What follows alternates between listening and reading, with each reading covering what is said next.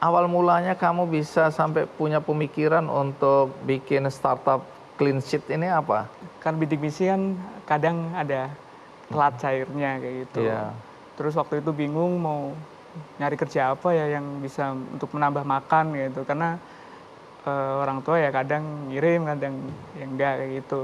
Terus gimana caranya harus bisa dapat uang cepet untuk makan aja. Karena waktu itu habis bener-bener habis, nggak bisa makan. Jadi untuk bertahan hidup. Iya, untuk bertahan hidup.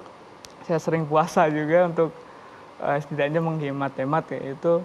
Dan akhirnya waktu itu saya ada kepikiran dosen saya itu Sabtu Minggu ingin rehat untuk bersih-bersih karena tidak ada ART di sana. Iya. Terus saya ada kepikiran kenapa saya nggak bersihin di ibu aja kayak gitu. Terus waktu itu boleh deh ibunya bersihin di saya. Ya ini udah. ibu dosen? Iya, ibu dosen. Oh, jadi kamu nawarin jasa nih? Iya, nawarin Bu, jasa. rumahnya biar saya yang bersihin aja iya, gitu? Iya, yang bersihin aja. Terus? Terus setelah itu ya saya datang ke rumahnya, saya bersihin, ngepel, nyapu, lampu di atas saya bersihin, terus kamar mandi dan lain sebagainya sampai benar-benar bersih. Bersih, dapat uang dari situ? Nah, alhamdulillah dapat uang, dapat tip, dapat makan, uang saku dan lain sebagainya. Okay. Dikenalin juga ke orang-orang lainnya. Gitu. Oh, jadi dari situ mulai muncul ide, oh kenapa nggak dijadikan Iya, usaha gitu ya? Gitu. Terus? Terus setelah itu ya iseng-iseng aja dulu sebenarnya. Ada orderan dari ibu-ibu itu dari dosen, nyambung lagi ke dosen lainnya, nyambung lagi ke dosen lainnya. Akhirnya ya dikenal, waktu itu belum Clean Sheet sebenarnya. Waktu itu masih ya pribadi lah. Ya pribadi saya ada. Masih amatiran. Masih amatir. Saya ada orderan, terus waktu itu kan saya sendiri. Padahal di rumah itu besar, saya kewalahan. Akhirnya saya ngajak teman-teman saya yang membutuhkan juga. Nah, stop sampai di situ dulu.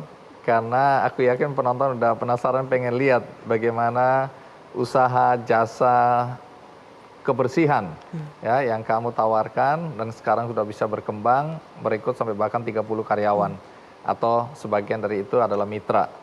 Nah, ini dia liputannya. Membantu mensejahterakan hidup mereka yang kurang mampu tidak harus dimulai dengan langkah besar. Sekecil apapun langkah itu akan sangat berarti. Seperti yang dilakukan Dikon Nadamis, mahasiswa bidik misi IPB yang berhasil membantu teman-temannya untuk mendapatkan penghasilan melalui bisnis jasa kebersihan Clean Sheet. Pada awalnya, pria berumur 22 tahun ini mendirikan Clean Sheet hanya untuk memenuhi kebutuhan sehari-hari dirinya yang sangat pas-pasan. Namun, pengalaman ini membuat ia bertekad untuk membantu teman yang kurang mampu seperti dirinya untuk bergabung menjadi mitra di Clean Sheet. Iya, yang pasti dengan adanya ikut Clean Sheet ini terbantu hanya finansial.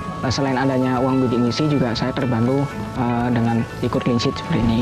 Karena dulu pernah nyoba sampingan juga ngajar seperti itu, tapi kendalanya kalau ngajar dulu kan nggak punya motor untuk mobilitas gitu. Kalau yang kedua sama Dikon diajak ke rumah dosen dan juga beberapa kenalan orang besar. Jadi selain di situ saya juga mendapat pelajaran juga.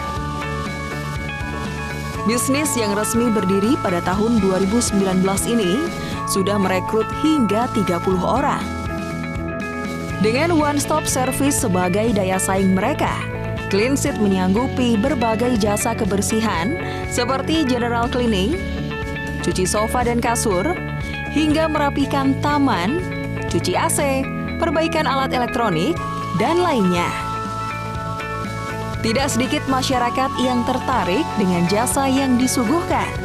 Terbukti, jasa Clean Sheet sudah digunakan di kawasan Jabodetabek dan siap membuka cabang baru.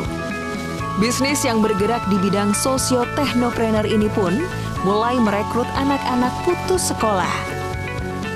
Berbasis part-time, Dikon berharap dapat terus mengembangkan usahanya dan semakin banyak orang yang terbantu hidupnya dengan adanya bisnis Clean Sheet yang ia dirikan.